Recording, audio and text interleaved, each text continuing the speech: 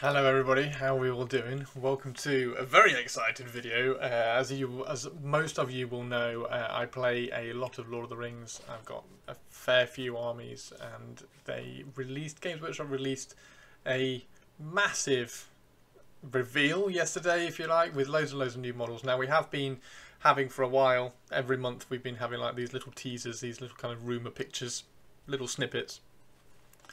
And they've been kind of every month they've been revealing a new model, and this was last month's that was revealed or sneak peeked, if you like. And they dropped the models yesterday, which are absolutely stunning. So we're going to have a look at all of these. I'm also going to go back through and have a look at some of the other ones that we have been revealed and shown over the last few months in this The Road Goes Ever On and On article as well. And then we also have a new addition to talk about, so we're going to have a look at that as well towards the end of the video as well. But so last month's teaser showed a crude helmet detailed with horned decorations, and these helmets are the warriors of Khand Dûm. So Khand Dûm is the Witch King's Angmar fortress right at the top of the Misty Mountains, northwest of the Misty Mountains and the Angmar Mountains. And we have these models which are proper cool, really nice. Now I was looking at these on stream yesterday, live on Twitch and YouTube, and I think these are all going to be resin. So when I say resin, do not panic. I do not mean Forge World. I do not mean fine cast. I mean Forge World resin. So the fine cast is gone. Like don't expect to see any kind of new models coming out in Finecast. This is all Forge World resin. Think of it like a Glorfindel. Glorfindel's absolutely beautiful sculpt, really nice model to work with in the Forge World resin. So these look like Forge World resin in the same way that the Bjornlings are Forge World resin and things like that. So absolutely gorgeous. Now we have the banner bearer here who has a mace. We've got spears on everybody else. And we've got a mace here as well. So whether this guy is a kind of a regular captain who has a mace, I don't know. It might be, and I'm kind of crossing my fingers that it is a war gear option. So you can either have a mace or a spear. So then you can have a front rank with maces, and then you can have the back ranks backing them up with spears. That would be properly cool. Maces allow you to do some special actions in combat as well, which is good. And the banner, obviously very important for the dual reroll aura, and they are just genuinely really nice. Now I've seen a few people say they look a little bit like AOS models, which I kind of I can understand the kind of the thought process behind that. However, I think the scale is going to kind of put any of that to bed. I quite simply, I really like them. I think they're fantastic, and some of the AOS models are really nice. So if a little bit of that has bled into these, then I don't think that's a bad thing, because like the detail and the attention to detail on them, I think is fantastic. You've got the antlers which are tied to the helmets on here. You've got little bits of fur coming out from underneath the shoulder pads, so that the shoulder pads aren't chafing on the skin. You've got fur around the shins down there as well, keep the legs warm. And I love the way that they've been sculpted. I love what has been included on the model. So you got an amount of skin, but not too much skin to make them look too much like Vikings, if you like. You've got some leather and some cloth kind of hanging around them, so that we can paint and keep some colours for unity across the whole force. I just think they look amazing. I think they're fabulous. This guy in particular, properly cool. I can imagine him, as long as you are able to have maces and spears, and kind of you can equip them how you like in that sense. I think he's going to look really good with a mace out to the side as well. I also a little bit surprised that we don't see axes. I think axes might have been quite cool to see on these, but so that you can kind of piercing strike.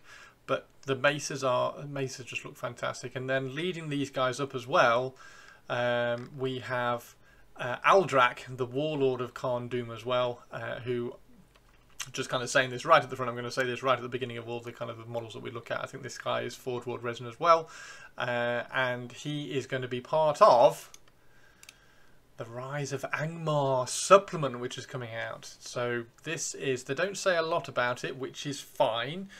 Supplements, for those of you who don't know, don't play Middle-earth, or you're just kind of dipping your toes into Middle-earth, supplements include like new models for certain armies, so in this case Angmar and Arnor, and then some legendary legions, which are like very specific sections of armies at certain points in time, and then you can only, they limit your army choices, so what you can pick for your army, they limit your choices in there, but then they give you a special rule that kind of complements and makes up for the lack of models, for instance.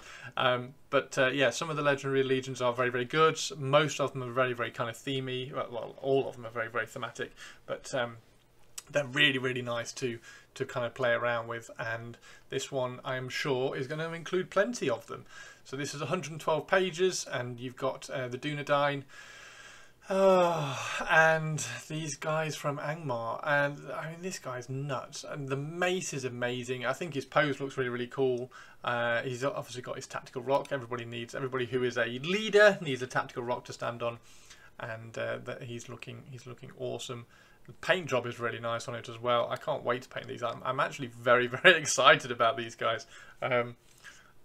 Yeah, I can see myself having an army of these. It'd be interesting to see what their allies are going to be, whether they're going to be part of the Angmar army or whether they're going to be something separate, and who they can ally in, if we can have orcs or wargs or whatever. But they're absolutely fantastic. We're obviously going to have the Witch King, so we can have the Witch King heading up an army of these guys. Would look really cool. Now I've already got 2 Witch Kings. I've got one. I've got 1 Witch King for my Black Riders. I've got 1 Witch King that I've just kind of painted because the Witch King is really cool. So now I'm going to need a 3rd Witch King to kind of paint and base up to match these guys. So yeah, everybody just needs more Witch Kings. And this guy, who I believe is Fraked, and vassal of the Witch King, and he is a man of Kharndoom with a fanatical devotion to the Witch King, and he acts on his as his master's advocate within the Northern Fortress. And so this is quite interesting. So though he doesn't possess any actual magical powers, oh, we forgot this guy's special rule. We'll come back to that in a second. Although he doesn't actually possess any magical powers of his own, Fraked has been blessed by the Witch King himself, and that the incantations of power he chants are able to conjure strength, swiftness and durability within those who follow him. Now, incantations of power, he says, it says in here that he doesn't have magic, so he's not going to be using will to cast these. So I'm sort of imagining these a little bit more like the Elf Sentinels, where they can they get their pipes or their harps out and they play a tune, and that casts a magical aura on whoever they're playing their song at. So maybe it's something like that. So rather than using will, he can just roll a dice. On a 5+, this incantation of power will go off.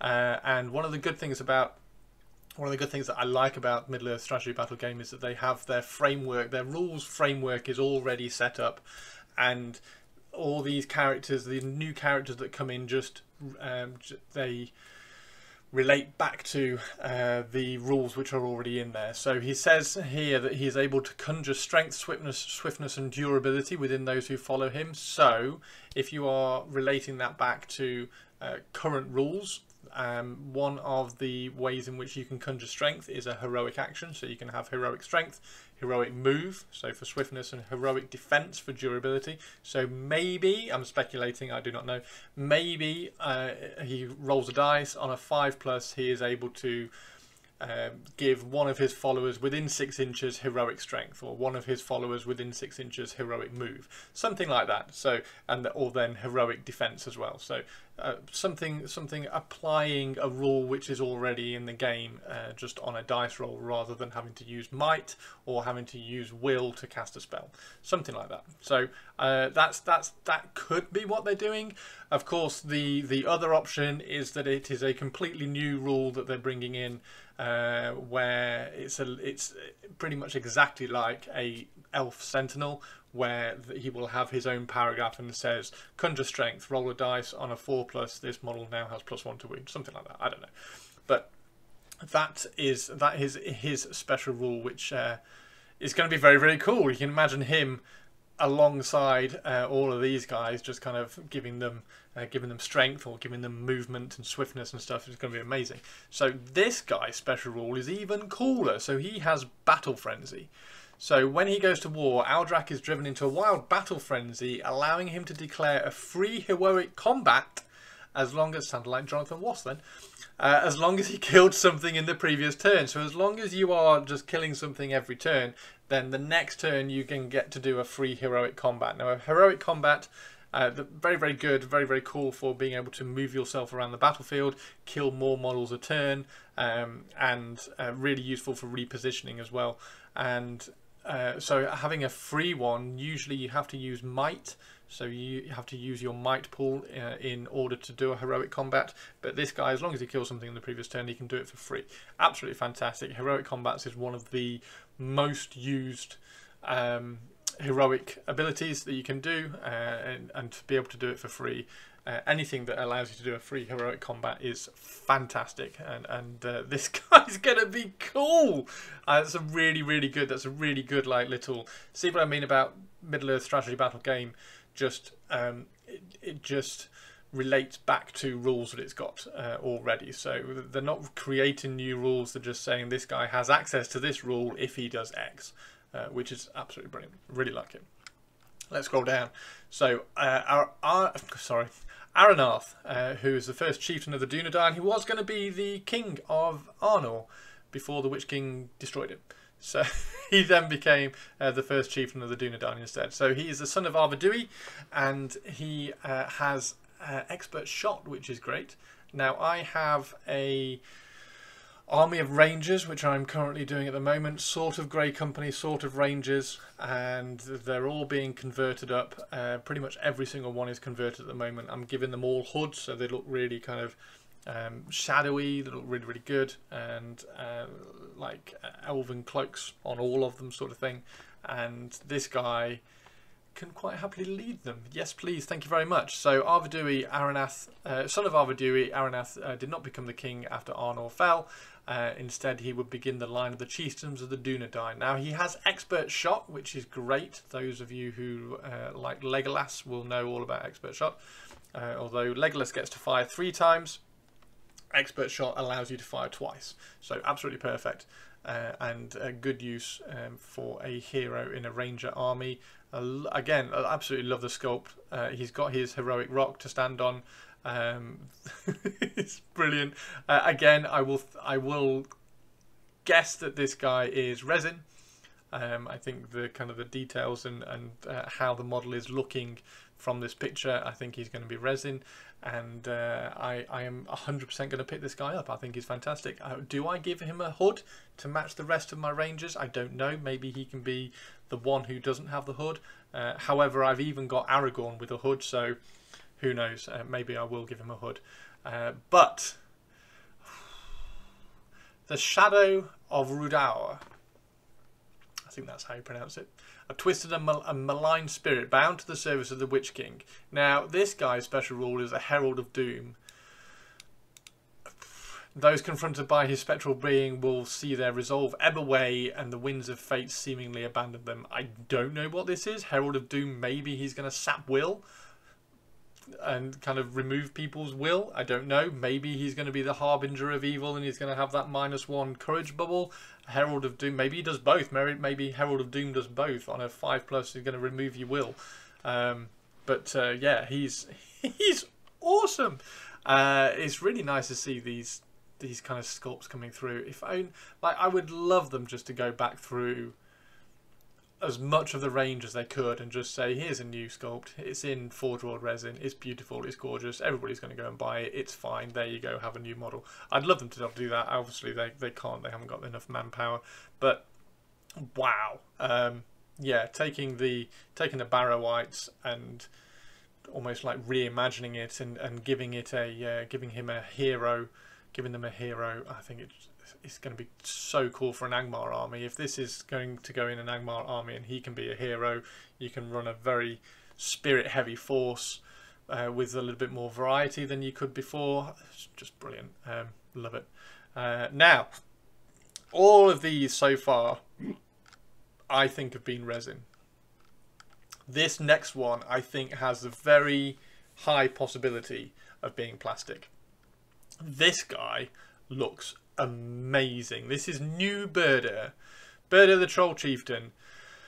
And it's been one of those armies that has been in the back of my mind for a long time. I wanted to run an Angmar army with Birder and just trolls. So you can have cave trolls in an Angmar army. Sadly, they don't have the Angmar keyword, so they don't get any of the benefits. However, now it looks like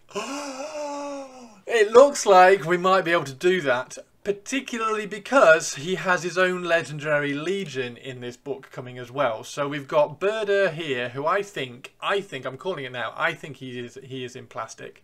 I've just got a funny feeling. I reckon he might be a plastic model because I think he's going to sell like by the bucket load. As such, I don't know whether these guys are. I reckon they are probably more likely to be resin than they are plastic, but my word, look how cool they are. So the Legendary Legion, like I said before, a Legendary Legion kind of limits your army choices, what you can pick to go in your army. So for instance, this guy's Legendary Legion may be like you can include Birder, Hill Trolls, Cave Trolls, Mordor Trolls, and Wargs. There you go, that's it, that's all you can pick. I'm not saying that's correct, I'm just kind of throwing it out there to explain.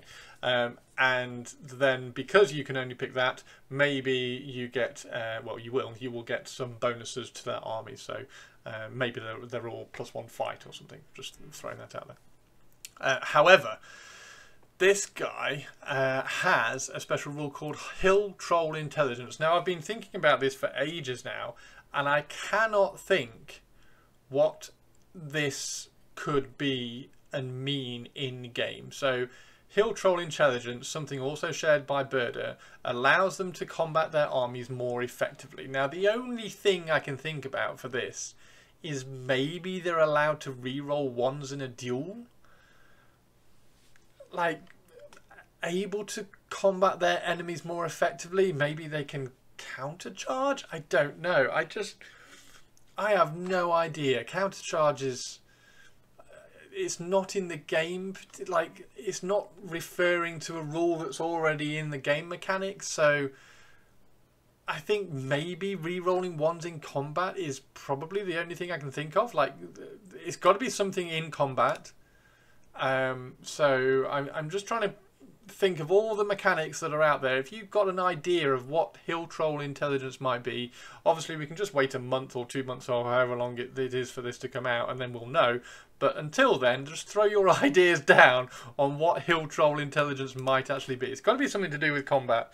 So I'm going with re-rolling ones in combat in dual rolls, but who knows? I have no idea. I cannot think what that might be. But yeah, these are fantastic. I am out of all of these models that have come out, this is kind of completely informed that I want to do a Birder troll army, and also it means these sculpts, because you can now have hill trolls.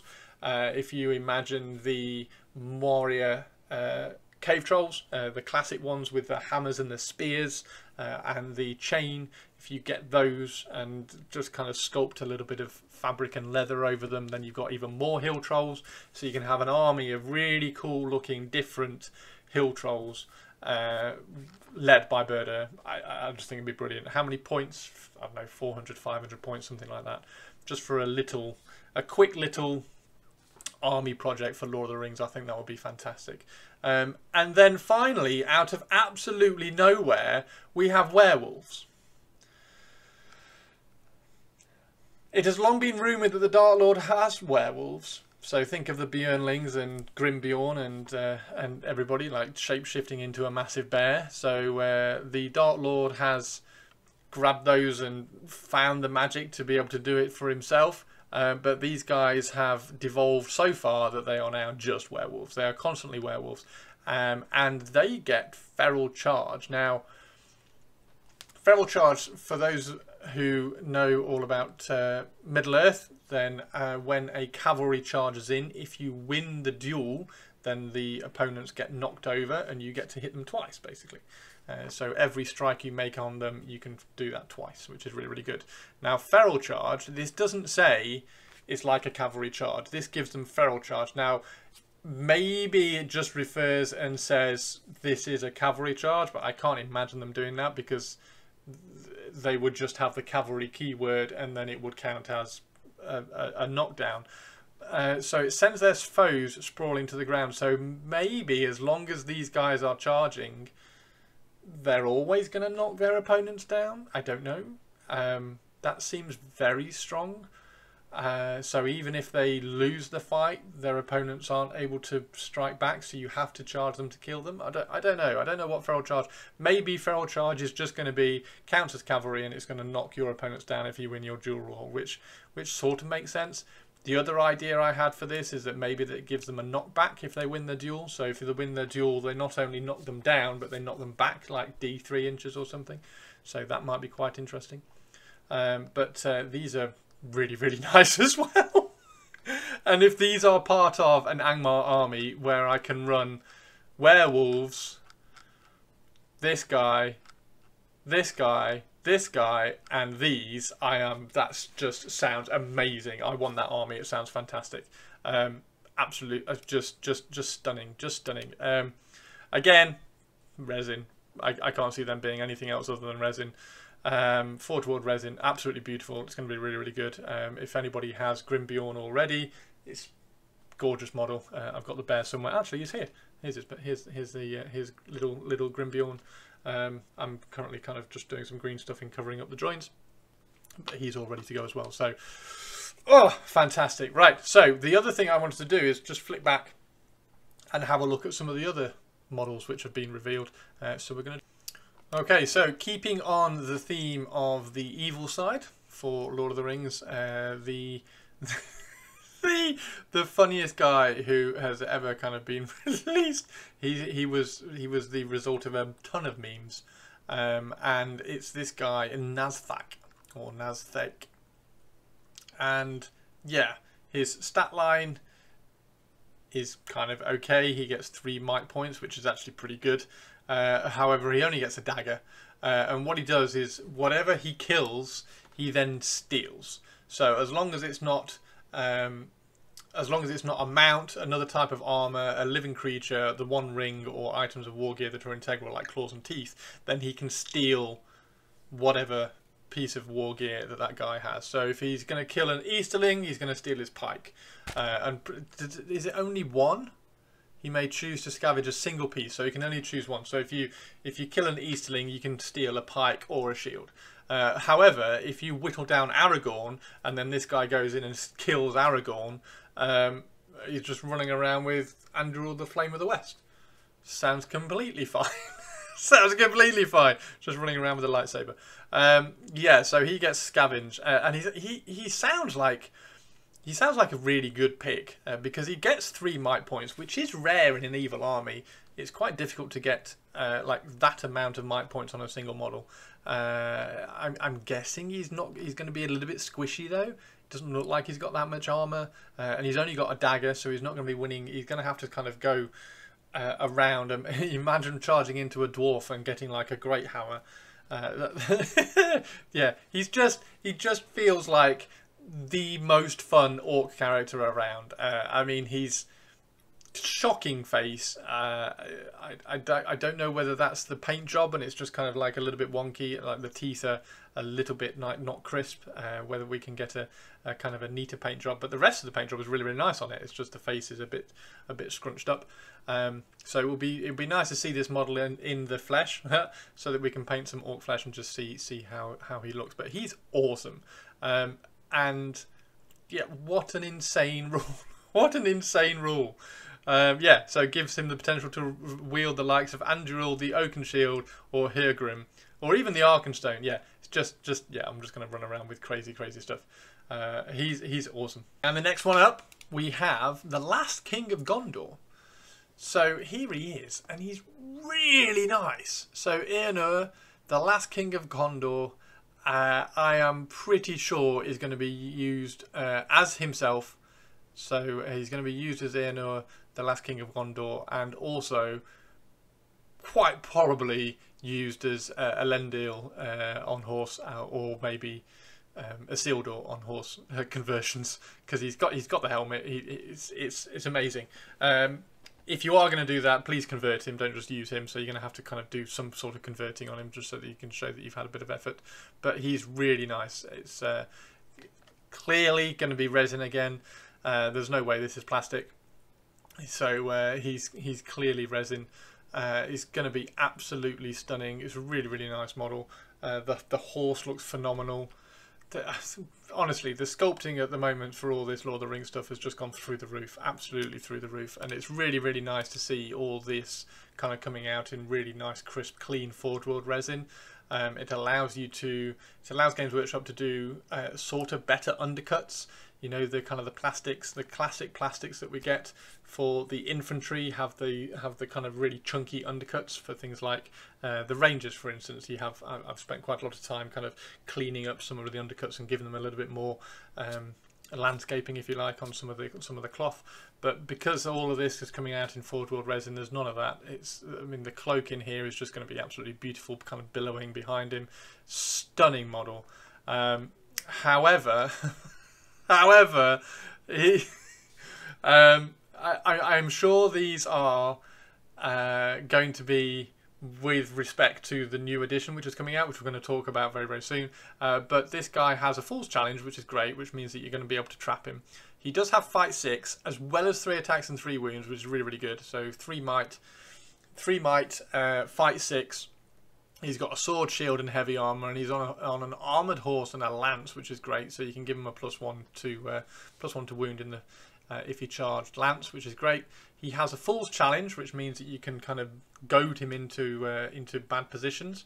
So if you want to throw a sacrificial hero out to one side just to kind of get him out to a flank, then you can do that, and he has to charge a hero if he can do so. However, don't know what I think about this because I run Gil-galad quite a lot. Don't get cross. I've got a really nice conversion for him. So I run Gil-galad a lot, who is Fight 9. And at the start of the fight, Eärnur, after resolving any special rules that affect an enemy's model's fight value, but before heroic strikes are resolved, Eärnur may increase his fight value to match that of a single non-monster model he is engaged with. So if he's fighting Gil-galad, I'm Fight 9. Just flat out Fight 9. I do quite like this in terms of charging into Bolg or the White Warg. Oh, why can't I remember that guy's name? It's PTSD over him. So you can kind of go up to Fight 7, which is quite nice, because that Fight 7 was just really annoying. But yeah, that's nuts. That's absolutely nuts. It's really cool. Yeah, so he's fab. I like him. I like the model. I think he's really good. And the Arnor stuff that's coming out is, again, it's one of those armies, because everything is going to be really clean and nice sculpts in this Forge World resin. It's going to be really enticing to have an army for. And as such, let's carry on with some of the Arnor stuff and have a look at this guy. So this is the captain of the Knights of Arnor. This is Argadir, and yeah, again, just absolutely stunning. He's got his heroic rock to stand on.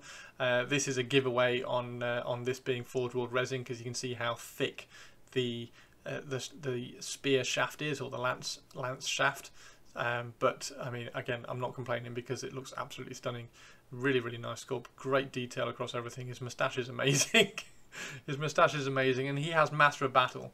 So Master of Battle, if somebody calls a heroic action within 6 inches of you, then you can roll a dice on a 5+, you just copy it, which is brilliant. So if you've got a late game and might is going really, really low. We haven't got a lot of might left on the table, or maybe he's out of might completely. Somebody calls a heroic move within 6 inches of you. Roll a dice, you can do it, you can just counter it straight away. It's really, really useful. Master of Battle is absolutely fantastic. It's one of the best rules in the game, and he has it, which is great. He has defense 7, he's got fight 5 and 2 attacks, which is kind of about right for a captain level model. And he's going to be really, really cool. Again, it's just such a nice horse model. The horse sculpting has gone through the roof at the moment. There are some that have been in some of the plastic models recently that have been like a little bit scrunched up, or some of the horses look a little bit sort of not quite natural in terms of their poses. But these ones are looking absolutely fantastic. I can't wait. Absolutely cannot wait. An Arnor force is never a force that I thought I would be doing, but these are amazing. And to add to that, finally, we have actual Knights of Arnor as well. So we have some mounted Arnor Knights. Stunning. Again, I mean, I'm saying about the horses again. The horses look amazing. The shield looks phenomenal. The detail looks incredible. The size of the shaft of the lance or the spear again is the giveaway that it's forged world resin, which is going to be, it's just going to like shout out that the detail is going to be crisp and fantastic. Just so good. They say down here they are fight 4 and a defensive 6, which is really, really good. A fight 4, which is kind of the high end for most of the human warriors and models in Middle Earth, which is good. And yeah, it's just really, really nice. Now I am currently doing, as I've said, I'm currently doing a Rangers of the North / Grey Company inspired looking like Rangers army, and within that army list you can have mounted Rangers, which is really, really good. Now there aren't any mounted Ranger models, however I think I'm going to take these, whip off the torsos, stick some and sculpt some Ranger models, Ranger torsos on top of these, and have them running around with spears on horseback, which looks really, really good as well. They are not going to need the shields, but yeah, I think these look fantastic. So what I might end up doing with these is pulling the torsos off, putting those torsos on some like foot knights, which would be really, really cool, and then running these as mounted Rangers. However, I am obviously going to need some of these for my Arnor army as well, because they look really, really good. They're going to be very, very useful, and being led around by this guy and also this guy is it's just going to look like a really good. I'm really enjoying at the moment running cavalry armies, so I think a cavalry Arnor army, which is now obviously very, very possible as well with all of this, I think that would be really, really fun to pursue and look at. Now, one last thing to talk about in this video, and it's a new edition. Okay, the new edition of Lord of the Rings. Now, some of you may think that we've had a new edition quite recently. We had the last new edition we had, it says in here, was like 6 years ago. It was over 6 years ago.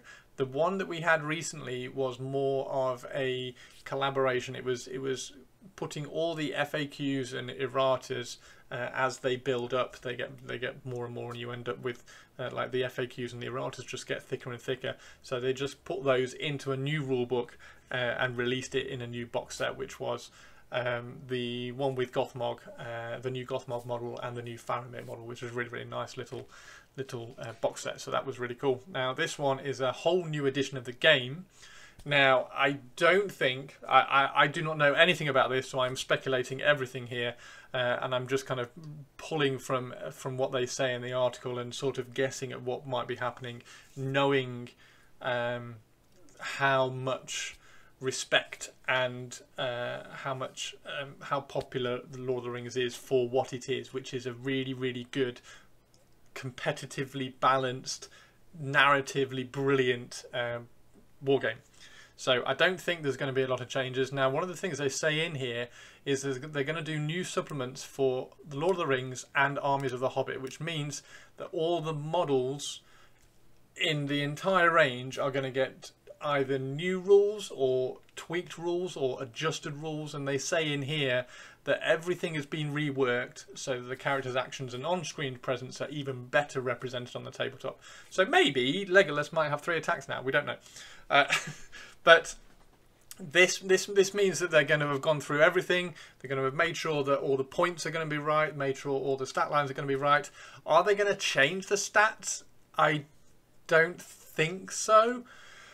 I know when Blood Bowl, the last edition of Blood Bowl came out, they had a new passing stat which changed passing, particularly for elf teams. I was a massive elf team. I like my elves, okay, what's wrong with that? So my dark elves now are not really a passing team as much as they used to be, and so I don't think they're going to like add in a stat for these. I mean, they've already got fight, they've already got shoot, they've already got defense and strength. I can't think of any way they would change what is currently there. What I can see them doing is just normalizing and creating some design space within the stat lines to just be able to have a little bit more, well, a little bit more room to design the armies. Now, let me kind of explain what I mean by that. At the moment, Fight 5 is sort of a top level with infantry and normal armies. Like if you can get to Fight 5, that's pretty strong at the moment in the game. However, Fight goes all the way up to 10. And the top end of that is not really used as much. So for sake of argument, let's imagine that an elf now is Fight 6. As soon as you move a basic elf up to Fight 6, you create space underneath him to be able to position all the different armies, maybe a little bit more structured. So not everything is now Fight 3, and like elite as Fight 4.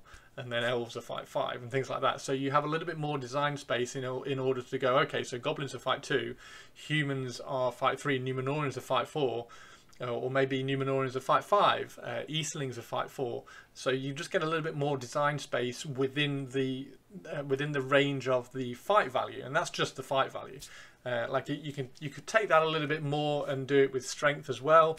Maybe defense is going to get kind of shifted around. So that's what I'm imagining. I'm imagining that it's just going to get, as more and more models have been added in, we just end up with more and more kind of clumped up, if that makes sense. They all end up being clumped up. So why is an orc the same fight as something else? So I think if you just kind of expand the range at which you are making use of the stat lines, I think that that might give us a little bit more of an interesting balance across everything. Not particularly balanced, but like a better representation of what maybe things should be. So Legolas maybe fight 6 or Fight 7 or something. Tariel might get kind of a little bit moved up. Maybe Bolg might finally be Fight 6. So yeah, that's what I'm imagining. I'm very, very excited for it. It's going to be amazing. Now, the next bit that they say is, what else does the future hold for Middle Earth? We couldn't possibly speculate. And then boom, the War of Rohirrim, which is the new film. It's coming out in December. It's going to be amazing. New Line have done an animated film for War of the Rohirrim, which is based all around Helm Hammerhand and his sons, and in the books unnamed daughter, but I think her name in this is Hera. So you have Hera, and then you have Haleth and Hammer, who are his sons over here, and their interaction and kind of fight with the Dunlendings, which are probably these guys here, led by, or at least the protagonist in the story is going to be this guy. I think his name is Wolf. I forget. So, yeah, can we have these as model, please? That would be amazing. Just all of these, and then we like new Dunlendings would be, yeah. This sounds really, really cool. Now, whether this is going to be attached to the new edition, so when the new edition comes out, we are obviously going to get a new box set, because that's going to be your entry into the game. So whether we get a new box set which is based around the War of the Rohirrim, which is Rohan clearly, versus the Dunlendings, versus, well, not versus, Dunlendings get a lot of help in the stories from Haradrim, so maybe we're going to get some new Haradrim, or maybe they're just going to throw the current Haradrim ones in, because they're not that bad, they're quite nice models, but maybe a new sculpts for the Haradrim King, something like that, and then Dunlendings with Wolf as the main character, and then you have the Rohirrim with all the new characters in there as well. There's the box set. There's the release. Comes out around December. That would be, yeah, be amazing, wouldn't it? That would be super cool. Do I think it's going to wait until December for the new edition? Probably not.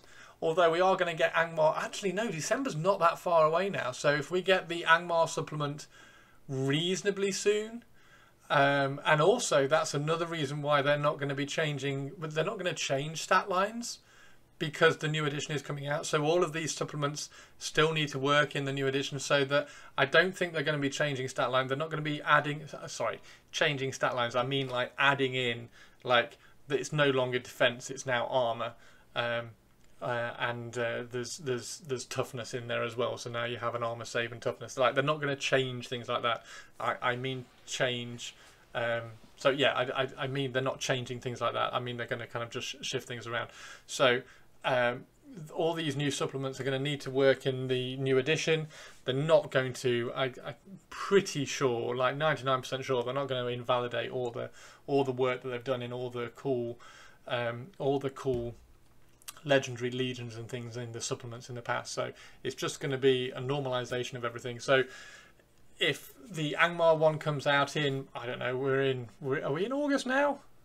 We're in August now. So if the Angmar thing comes out in September, and then you got October, November, and then December, maybe the new edition lands in December along with the War of the Rohirrim, and that new edition is with the Rohirrim and the Dunlendings and the Haradrim. It's going to be quite cool. I'm excited. I'm very excited. That sounds like a really good thing. I knew it was coming. I kind of knew there weren't. Everybody was saying, "Oh, Lord of the Rings is in trouble. Games Workshop haven't got the Lord of the Rings. They're not supporting it anymore."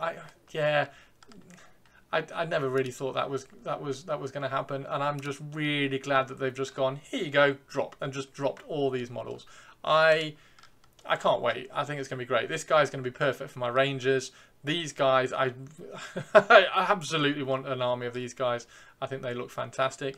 I've already said that I want to do Birder and a Troll army. I think that's just going to be awesome. And all this has just said, yeah, I want an Arnor army. So it's just win. Just win. Amazing. Amazing. Absolutely amazing. And then we're going to get all of this as well. It's so good. Right. I'm going to leave it there. Thank you very much, everybody. Hope you enjoyed my little kind of ramblings and thoughts. Please drop any comments down below if you have thoughts and ideas on what this new edition might mean, or what some of these special rules might mean. Then please drop them down in the comments. A like and a subscribe would be amazing. I'm going to be the first Lord of the Rings and Warhammer and hobbyist generally to get 1 million subscribers on YouTube. That'd be amazing. So yeah, drop me a like, drop me a like and a subscribe, and I will see you in the next video where we might have some of these models to look at. That would be cool, wouldn't it? Fingers crossed, eh? I will see you all later. Take care. Thanks very much. Bye bye.